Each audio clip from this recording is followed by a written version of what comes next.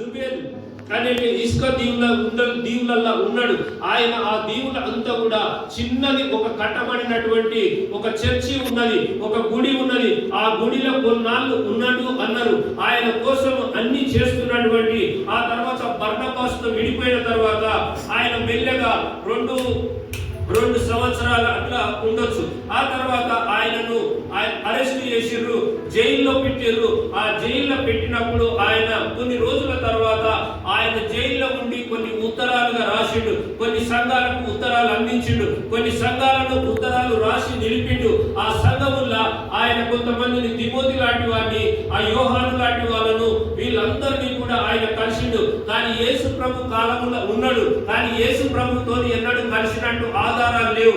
ఆయన యేసు ప్రభును కలిసినట్టు ఏం చూడలేదు. కానీ ఆయన కొన్ని రోజుల తర్వాత మళ్ళీ అక్కడి నుంచి పేతురును కూడా కలిసిండు. కానీ పేతురును ఆయనను ఒకే జైల్లో ఉంచిండ్రు. ఆయన ఉన్నటువంటి గది ఆయన మీద ఉన్నాడు, పేతురు కింద ఉన్నాడు. ఆ జైల్లో బందీలు అయి ఉన్నప్పుడు ఆయనను కొన్ని రోజుల తర్వాత ఆయనను చంపివేయడం జరిగింది. మరి ఈయన యూదుడు పేతురు కాబట్టి ఆయనను సిలువ చేసి చంపిండ్రు.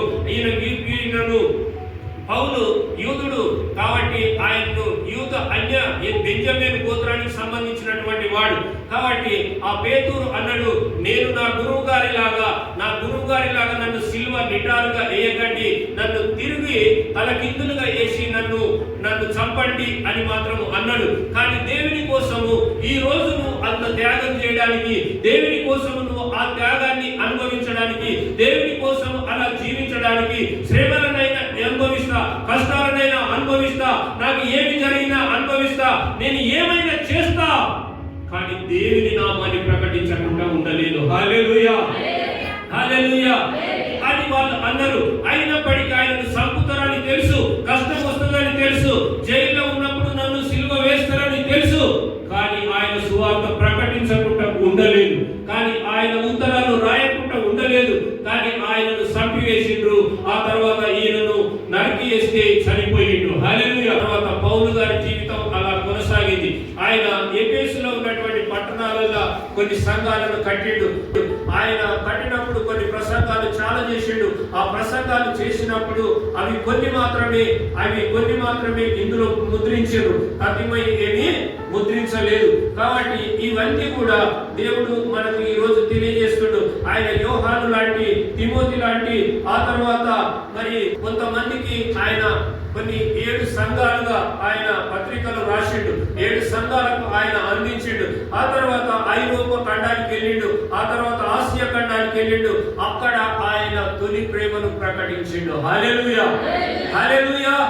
మీరు ఆయన ప్రేమను ప్రకటించేవారుగా ఉన్నారా? ఆయన ప్రేమను చూపించేవారుగా ఉన్నారా? ఆయన ప్రేమను మీరు గుర్తించేవారుగా ఉన్నారా? ఆయన ప్రేమ కోసం మీరు జీవించేవారుగా ఉన్నారా? మరి ఆయన ప్రేమను కోల్పోయిండ్రు మీరు అంటుండ్రు. హల్లెలూయా. మీరు దేవుని ప్రేమను కోల్పోయి ఉన్నారంట, దేవుని ప్రేమను మీరు ఎరగలేదంట, దేవుని ప్రేమను మీరు చూపిస్తలేరు, దేవుని వల్ల మీరు జీవిస్తలేరు. మీ పట్టణము మరి ఏమైపోతుందో, మీ ఊరు ఏమైపోతుందో మీరు ఒక్కసారి దేవుని ప్రేమను చూపించండి. హల్లెలూయా.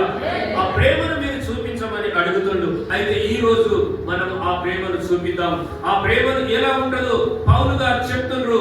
ఆ ప్రేమ నేను ఏమై ఉన్నానో, ఆ ప్రేమను నేను ఎందుకు తెలుసుకోలేకపోయినో, ఆ ప్రేమ తర్వాత యేసయ్య ప్రేమను తెలిసిన తర్వాత నేను ఎట్టి వాడినో మీరు చూస్తూ ఉన్నారు, నేను ఏమై ఉన్నానో మీరు చూస్తూ ఉన్నారు. కాబట్టి నా గురించి మీకు ముందు తెలుసు, నా లాంటి జీవితం ఏందో తెలుసు, నా బ్రతుకేందో తెలుసు, నేను ఎలా జీవిస్తున్నానో తెలుసు.